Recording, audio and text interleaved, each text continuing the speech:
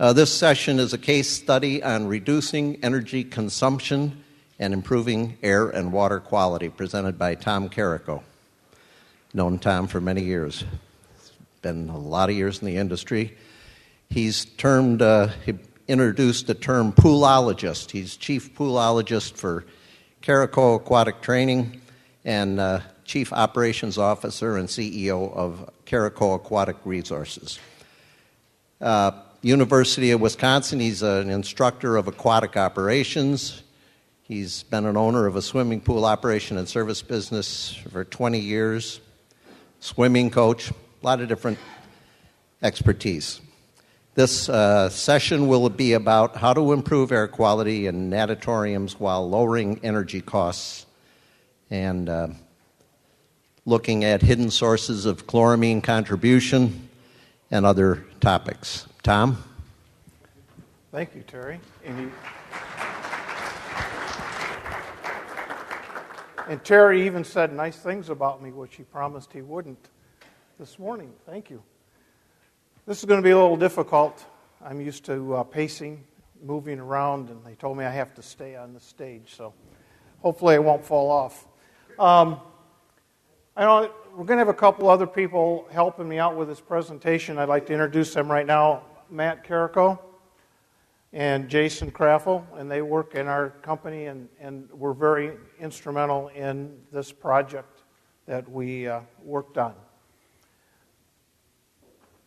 We are going to talk, there's the theory of pool operation and there's the reality.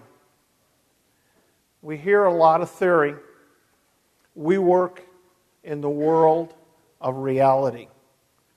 We run over 100 swimming pools. Jason runs the pool at Whitewater Aquatic Center. I'm currently running the pools for the University of Wisconsin hospitals and clinics. So we take a lot of things that we learn at meetings like this, and we apply them in the field and see really what works and what doesn't. So that'll be our approach today. We will not be as scientific as a lot of the sessions.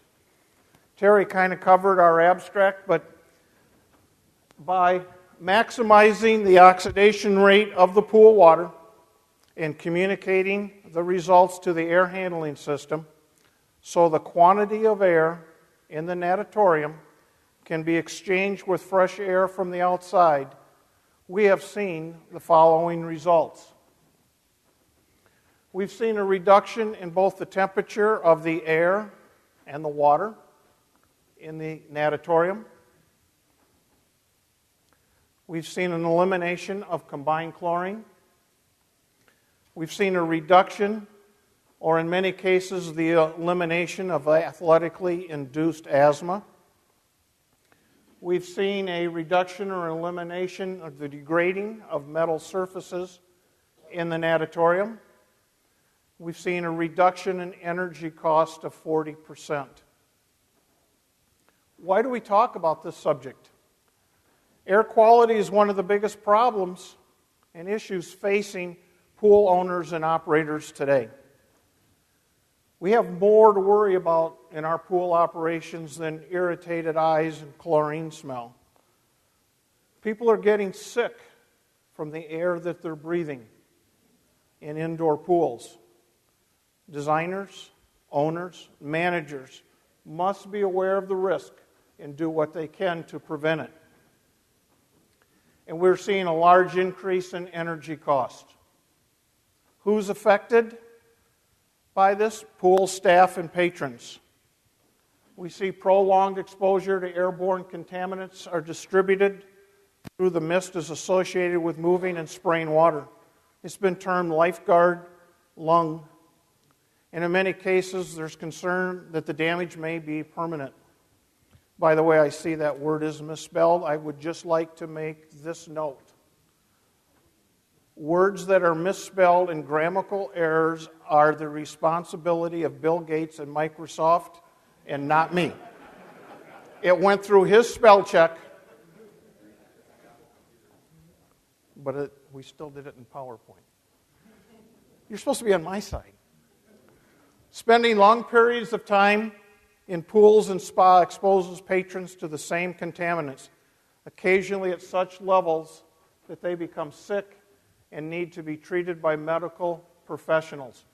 We have had several incidents in Wisconsin where we have seen 3 to 6 ambulances hauling people out of a pool to the hospital because they can't breathe.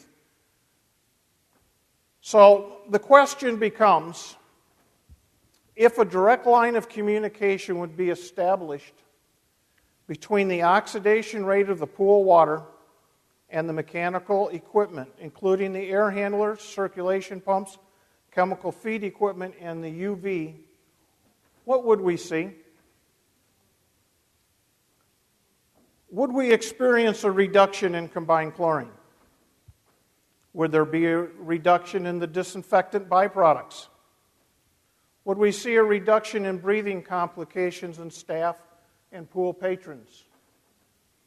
Would we see a reduction in complaints of rashes, itching skin, and bleached suits? Would energy costs be significantly reduced? Will degradation of the air handling equipment be eliminated or reduced? And will degradation and rusting of the stainless steel be eliminated or reduced? By the way, I'd like to point something out that is a real big misconception in the pool industry. That's the word stainless steel.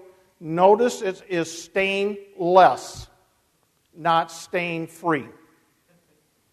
So if your stainless steel rusts, that's normal.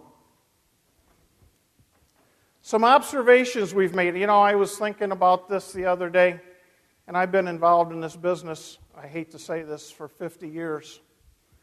I know I don't look that old. But these are some things that we've seen. Natatoriums built before 1970 do not have air quality problems. I used to coach age group swimming.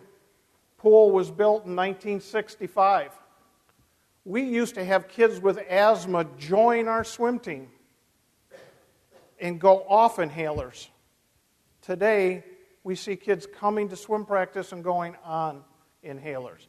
But that 1970s year mark is significant because that's when we got a little energy conscious about our pools. Different types of filters don't correct these issues. These problems don't exist in outdoor pools. Now, they may exist, but because we're not breathing the same air over and over again, we don't have these problems. The air handling systems in your pools run on cruise control, but the programming changes throughout the day.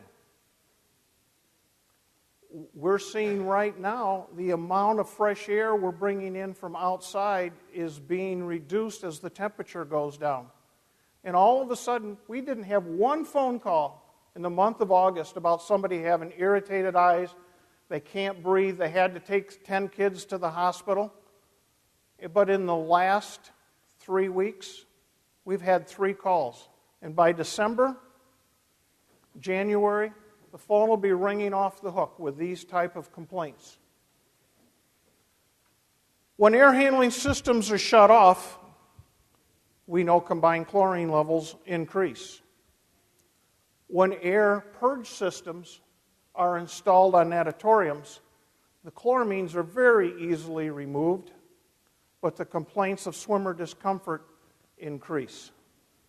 We have pools that we can purge the air out of that facility very quickly. You can start and have a combined chlorine level of 1.2, and within minutes, it'll be down below 0.4. Few pools enforce the shower rule, no shoes on the deck. It's amazing to me. I look back at my days. This is a scary thought. I'm going to really scare you. But when I was in junior high school and high school, boys' phys ed classes didn't wear swimming suits. We were met by the instructor at the door, and they rubbed our wrist and our neck to make sure we were clean before we could go into the pool. And the pool deck was a sanctuary. You couldn't walk on that deck with your shoes no matter what. Today, nobody takes showers. Nobody enforces the no shoes on deck. Designated swimwear is not enforced, and many swimmers come in shorts, t-shirts, and culturally sensitive dress. We're not even controlling what contaminants they're bringing into the pool. Preventive maintenance is often overlooked on HVAC systems.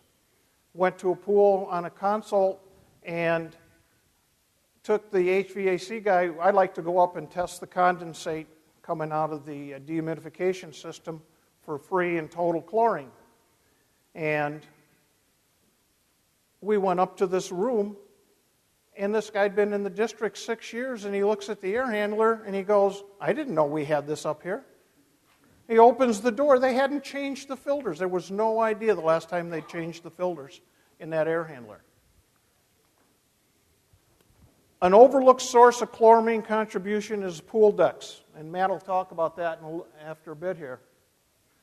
A bad operator can make an outdoor pool operate perfectly, while an experienced operator will struggle to make an indoor venue stay within code. Engineers, architects, mechanical contractors don't define terms the same way. Do we have any mechanical contractors in here? Nobody's? Okay. If you want to have some fun sometime, if you're working at a pool that's got air quality problems, bring the mechanical engineer and the mechanical contractor together and ask them this question. What is air exchange? What is air turnover? I don't know the answer. Because every time I have this discussion, and we had it last night in the hallway, we're arguing about what these two terms mean. These guys are not defining terms equally. And many times the problem with indoor air quality is because they don't understand what each one of them is asking for.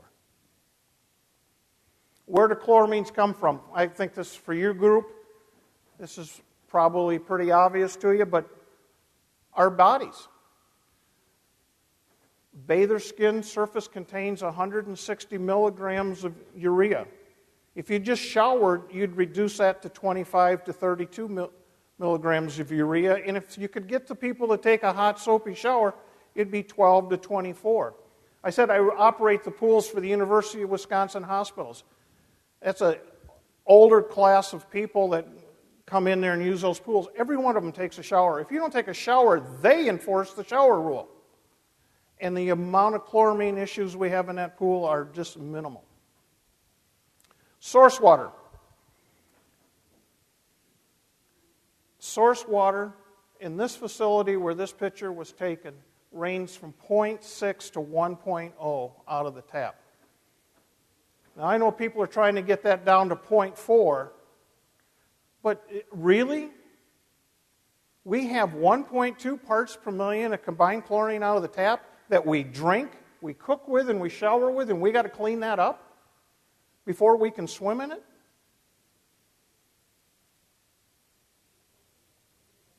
This is a normal practice of adding ammonia to the water in these cities so the far tributaries are being treated. Incomplete oxidation. One thing that I cringe at in my years of operating pools is bulk liquid chlorine tanks. Because they fill the tank up with chlorine and it gets halfway empty, it's lost strength, and now you come and put a new fill on top of it. And you think you're putting in 12% bleach, and you don't have any idea where it's gone down to. If you're a facility using bleach, we always recommend that you use a bleach test kit. Make sure you test that bleach when it arrives at your facility. And don't accept it if it's less than 12%. Make sure that you have 2 tanks, so you can empty one before you fill the second one. Disinfectant byproducts. They're the chemical byproducts of the oxidation process created when the precursors of DBP are introduced into the water, and these are the things, and I heard people talking about that earlier today, so I don't think I am qualified to speak as well on DBPs. But why does this happen in an indoor pool? Why do we have these problems in an indoor pool? It's because we don't have any air. We're scared to bring air in. We have the off-gassing of mono-di and trichloramines into the air. These off-gas chloramines will attack the stainless steel rails, and we start to see those rails rust. We never see them rust outdoors, just indoors. We see the air going off up into the air handling system, and that off-gassed contaminants damage the air handling system. And they lead to costly repairs and more problems. Here's a great example. This is the air handling unit exhaust fan from the locker room, and this is from the pool mechanical room.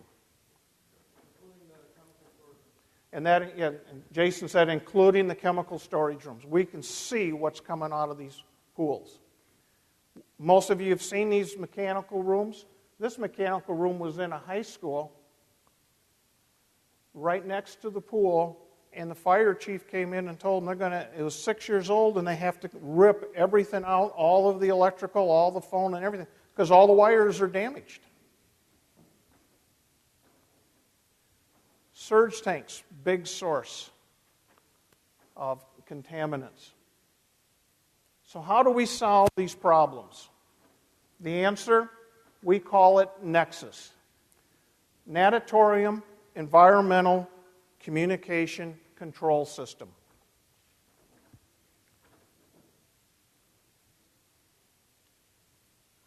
What is Nexus technology?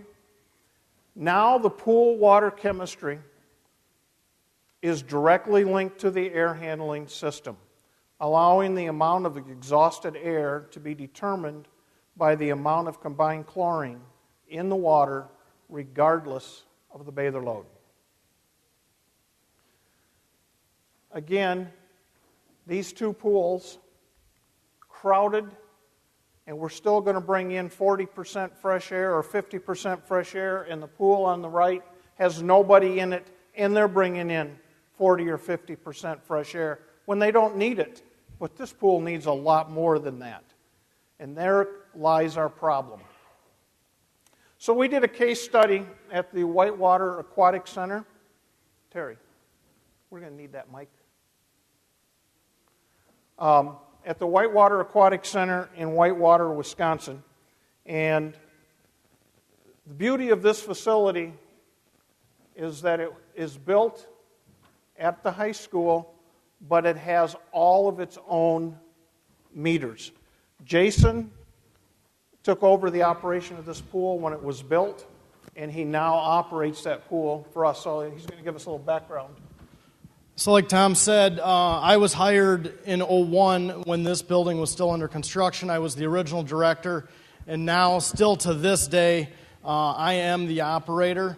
So a little background. This is a joint city-school district building, but it is operated by a separate 501c3 nonprofit. So it was mostly built through a community donation drive. So there's an 8-lane competition pool used, as you can see here by these pictures. This is a swim meet. It is one of the bigger, kind of nicer pools in the conference, so we host a lot of the big swim meets. We have 2 this month and the big one coming up at the end of the month. So during the mornings and the evenings, it's used by the community. During the day, it's used by Phi-Ed. And then, of course, the high school swim team practices there. So it's kind of nice. It can be used. It's used all day, pretty much 5:30 in the morning until 10 at night, 7 days a week. you can see here that there's the leisure pool. There's a glass wall here with windows that look into the lap pool. So it's two separate rooms. So in this room we have a hot tub kind of over in the corner there. And then we have the leisure pool.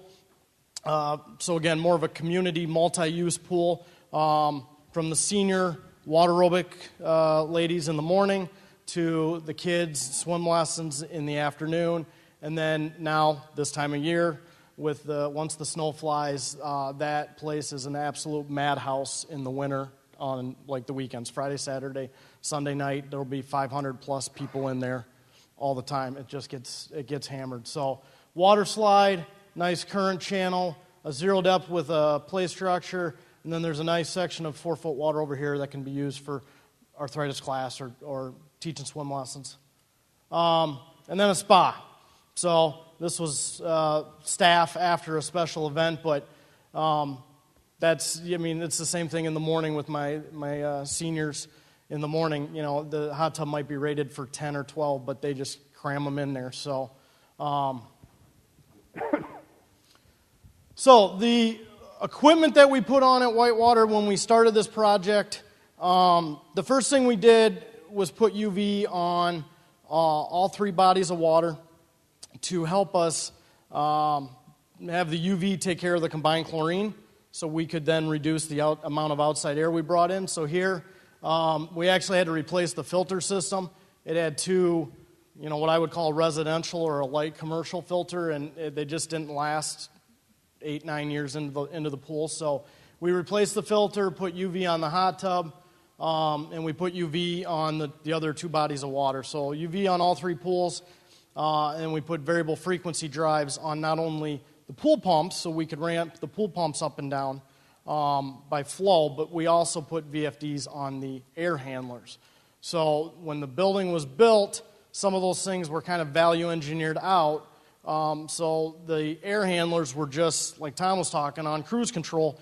The air handlers were just on 24 hours a day, 7 days a week, 50% outside air, and it didn't matter if we had 2 people in the pool or we were hosting conference or sectional swim meet. So we put controller on then that could measure free and total chlorine with probes, which then converted to, we could get a combined chlorine reading. So we could find out what the combined chlorine reading was in the water and then talk to the air handling equipment or the VFDs to ramp up and down. So there's the UV unit for the leisure pool. Well, you want to talk about this or I can? Yeah, I'll talk a little bit about this. Take that with you. So, thanks, Jason. So that's a little background on that facility. And again, I just want to emphasize this facility was an excellent one to run a test on because it has its own water meter, its own electric meter, and its own gas meter. And the gal that's in charge of operating the pool is very detailed in keeping track of records. And so she gave us just logs of all their utility costs since the day it opened.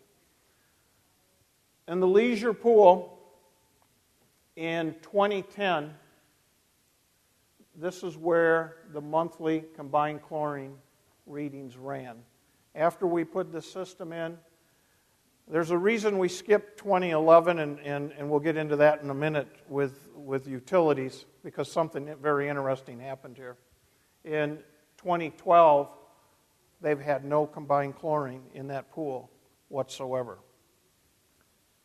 In the spa in 2010, you can see we got as high as, these are averages, got as high as 0.9 combined chlorine. And in 2012, our combined chlorines stayed down below 0.2, 0.3 in that area. For a spa indoors, those are pretty good numbers. On our lap pool, again in 2010, you can see we had chloramine levels, and we would get up probably as high as 0.35 in there. Since the system's been in 2012, there's been no combined chlorines whatsoever in that pool. Now the interesting thing is to what we saw in the utilities. We eliminated the chloramines, but the thing that happened is the utility just took a dive. And on the water usage, Jason, you want to share with us what happened there?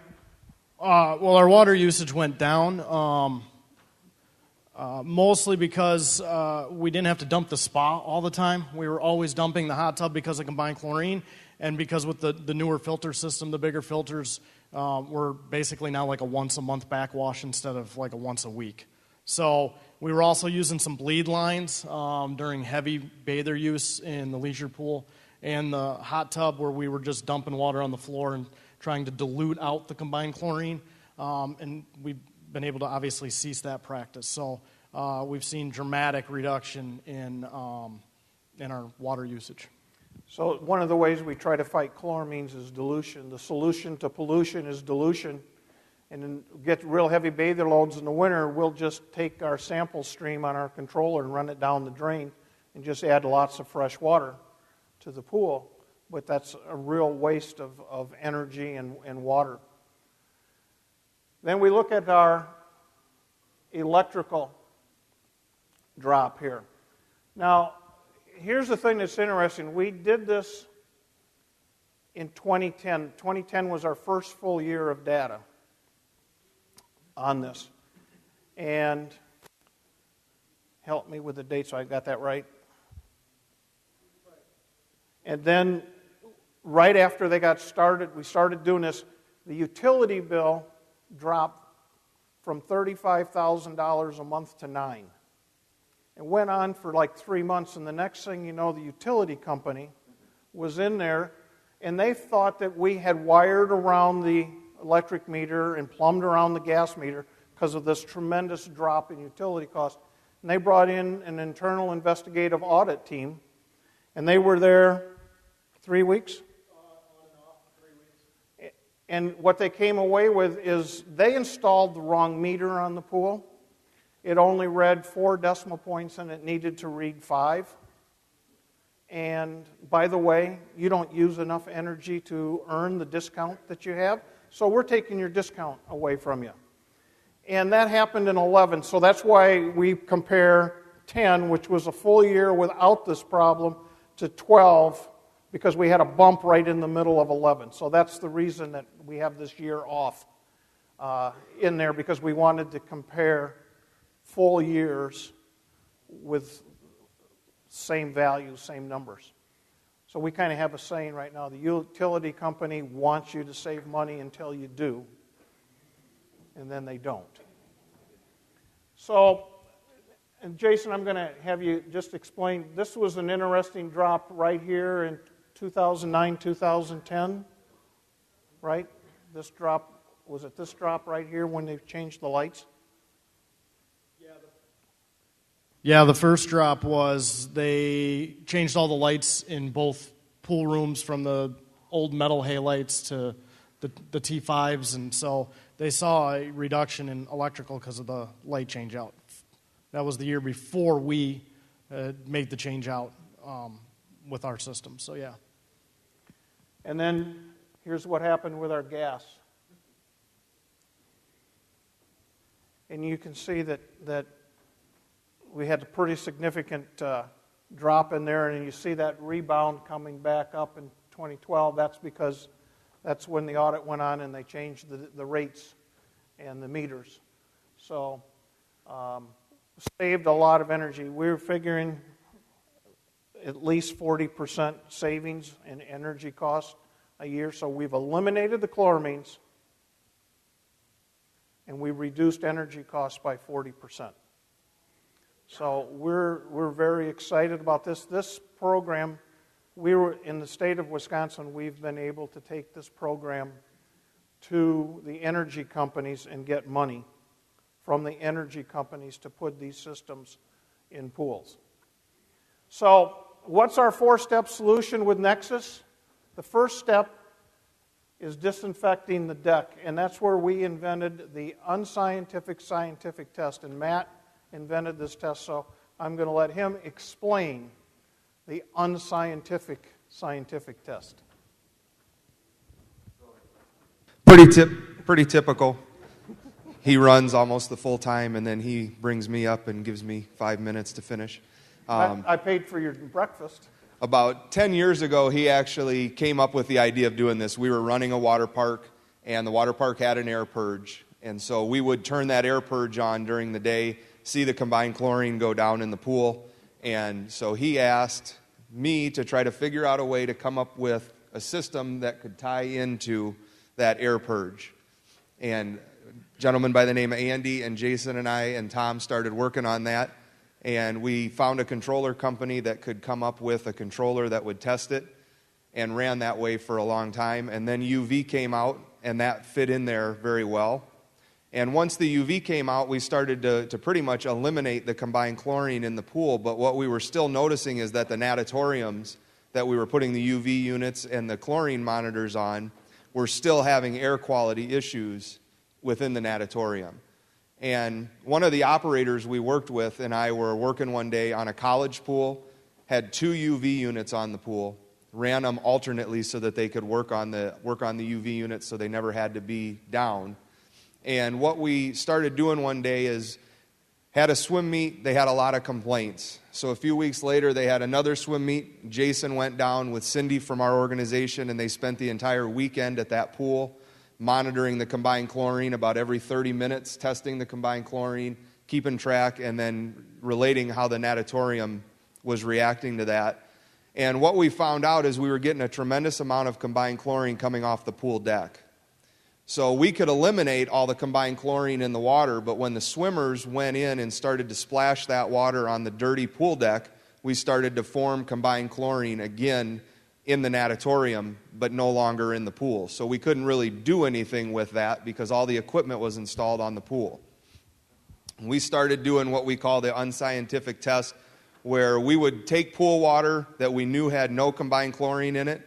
We would dump it on the deck and let it sit for 5 to 10 minutes, and then we would suck the water back up and test it for combined chlorine. And we started to pull 0.8 to 1.4 parts per million of combined chlorine just off of the pool deck. And so at that time, we started recommending to people that they clean the pool decks. Now, Wisconsin code requires people to clean their pool decks once a week on an indoor pool, but the reality was that nobody was doing it. And one of the reasons that nobody was doing it was because it's kind of a pain to mix up bleach and water and try to put it in a sprayer and spray that on the pool deck. And a lot of the green cleaners that are used have issues because they contain ammonia in them, and that reacts with the pool water, so we can't really use those. And it was around, I think, 2008 or 2009 where Pulsar introduced the Wizzy Wash gun, and I don't know if anyone in here has ever used the Wizzy Wash gun, but that became a great way for us to clean the pool decks at our facilities with a chemical that was easy to use. The lifeguards could do it. It was safe for them to use. And we started, with every system we installed, just giving them a Wizzy Wash gun and telling them part of the operation of this system was to a minimum of once a week clean the pool decks. And we saw a very drastic reduction at that time in the amount of combined chlorine that we were having in the pool area. The next step that we did when we developed this is we tried to pick a chlorine that would give us the most bang for our buck. Now, we used Cal Hypo feeders because most of the pools that we worked on were very low in calcium hardness in their source water, so we needed calcium in that water anyways. But the other reason we like to use a Cal Hypo feeder is because taking pool water and spraying it onto the Cal Hypo briquettes, in essence, was almost a mini shock for that water. So we're spraying pool water that had high organics on it directly onto the Cal Hypo to turn it into liquid Cal Hypo and feed, and in doing so, we were cleaning up the water just through the process of feeding our chlorine. Like we've said, the next step was to go into medium pressure UV, and when this really came out and hit the market, it was just a perfect tie-in to what we were doing. I know there's a lot of discussion between medium and low pressure UV. All I can tell you is that we use medium pressure UV, and we don't have any issues with doing that. So that is the way that we've chose to go with it. And then finally, getting a controller that could monitor and test for combined chlorine. The first version of this that we had actually used a photometric test to do it and cost on average about $100 to $200 a month for the chemicals that we used in that controller to do the testing. So we had to save at least that to even justify putting that controller in. And we put the first one of these in about 2002, and it was great because the first one that he sold was 250 miles away from where I lived, and so I got to drive 250 miles one way 3 times a week to set this up and monitor it and make sure that it was doing everything it was supposed to do.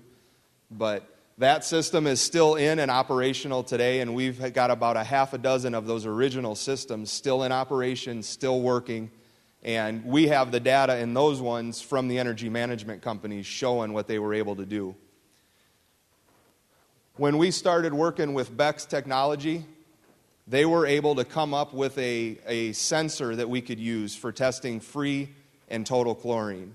And that's when this system really became doable, I would say, to everyone. It went from taking months and months of setting up and monitoring and trying to make it work to something that can be put in. And I think the last one we just did was at a high school in Madison. And it was set up, installed, and operating in less than 2 days.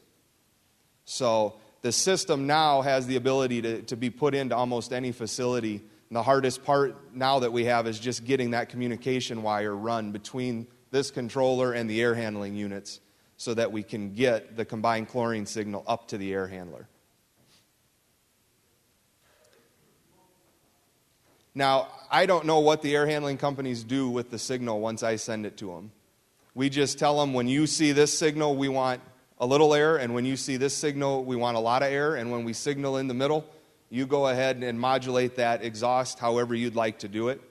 But what I can tell you is we've been able to do this with some of the biggest energy management companies, building management systems, tie it in through Modbus, tie it in through BACnet.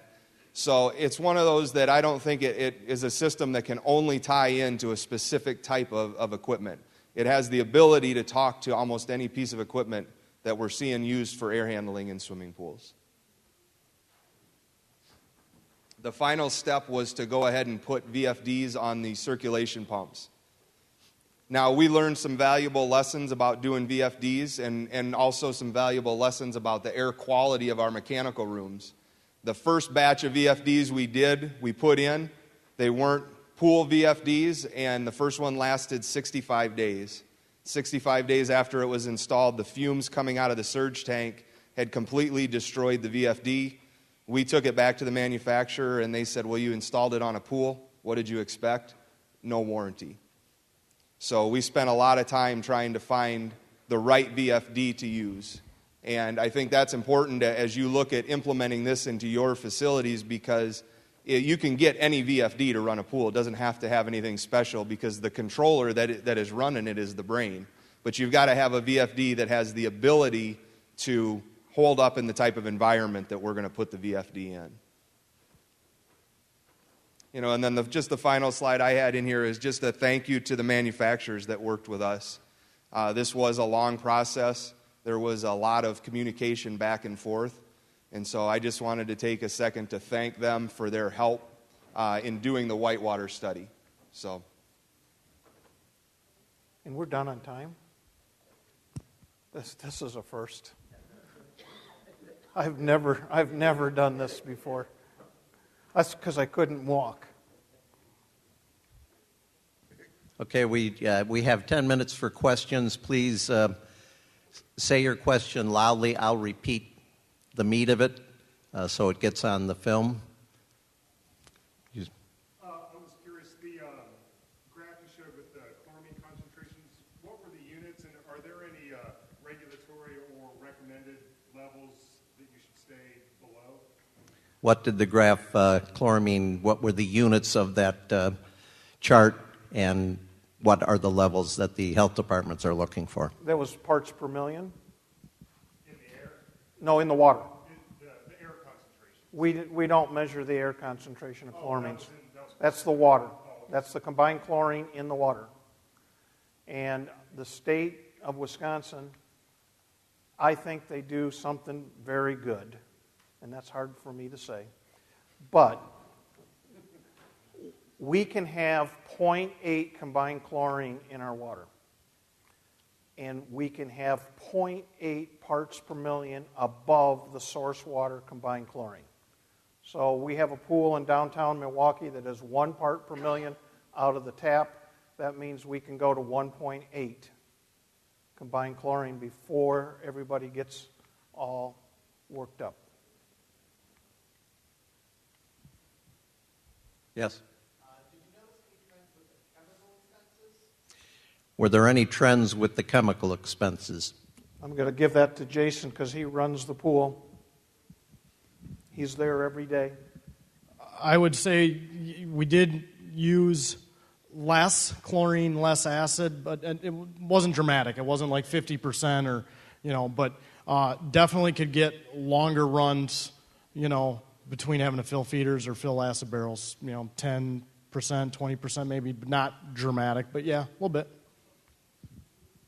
I get a little worried about saving chemical. If you go and you look at every manufacturer and they say, if you put this on, you'll save 40%. If you buy this, you'll save 30%. If you buy this, you'll save 20%. If you buy this, you'll save another. I'm going, who's cutting me the check? Yes? I was trying to understand how much fluctuation occurred with the ventilation and fresh air in relation to the readings on the combined chlorine level. And we get a good feeling of how you figured that out and how much you changed. Wants to know what the actual change in the amount of air being brought in at different usage rates. When we first put the systems on and we didn't have UV at that time, we would see the combined chlorine start to build, and we'd start at a 0.2. And the way we describe it to the HVAC companies is that I would say at a 0.2, we'd want 20% fresh air coming in from the outside, and 0.4, we'd want 40%, 0.6, try to go up to 60. If we got to 0.8 or above, we asked for 100% exhaust. So whatever the air handling equipment could do was what we asked for. And when we worked with Johnson Controls on the very first one in Medicis, and they actually were able to track it in Medicis and show us that as they opened the percentage of the outside air from our signal, we could see the combined chlorine on the controller go back down. So how they do that, whether they actually use those numbers that I asked for or not, I don't know. But that was how we described it to them as what we wanted it to do. One of the things that we try to tell designers, if we could help design a pool, how many designers, HVAC designers, pool designers in here? This is one of the things I always say. We're going to put a 5-gallon bucket on the deck. We're going to pour a gallon of acid in it and a gallon of bleach. It's going to make chlorine gas. If it doesn't kill you, you at least go to the hospital.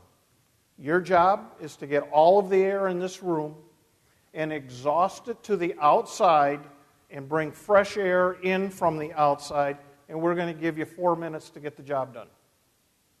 Now design your system. Now we regulate that, so if we get into really sour, rotten, dirty, filthy air, we can purge that room real quick. But if we don't, we don't have to bring a lot of fresh air in. Why are we bringing in 40% fresh air when there's nobody in the pool on Saturday and Sunday? And we're from Wisconsin. It gets cold in January. Bringing in minus 30 air temperature and trying to bring it up to 88 degrees, that's expensive. Why are we doing that if we don't need to? And that's why we see the energy savings at Whitewater, is because we're not bringing in that air until they need it. Yes. Does that conform with ASHRAE standards? Did you have any challenges on that from the What's ASHRAE's feelings on this? Obviously, their requirements are very low.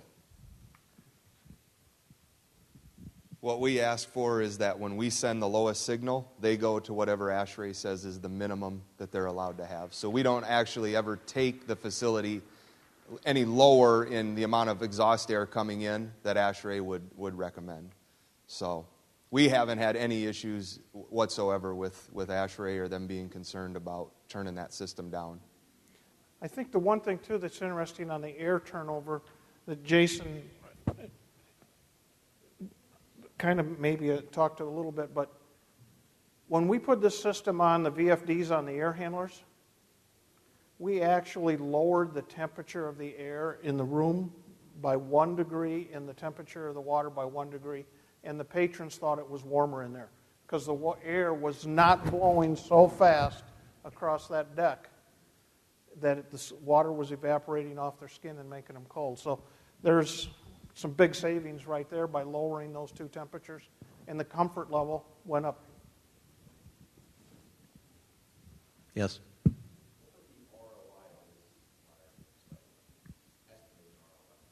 What was the return on investment estimated for this study? 2 years.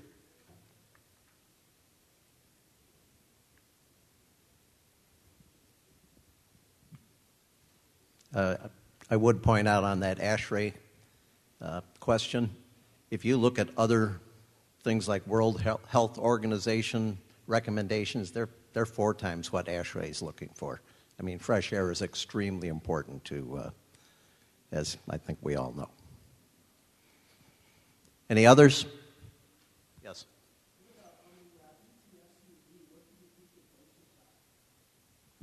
On your UV, what do you keep the dosage at?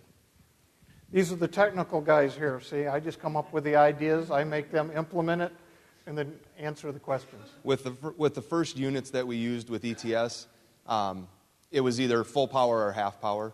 Typically, we were in the high 80s for dosage with a new lamp, and then that would go down. The latest few that we've done have the new thyristors from ETS, and then so we dial our dosage in to basically hold a set dose. And then as the lamps go, we use the thyristors to bring that dosage back up. Again, we do try to avoid actual product names in these sessions, so if you have a question, try and keep it more generic. Anything else? Okay, thanks. I think we're done. Thank you.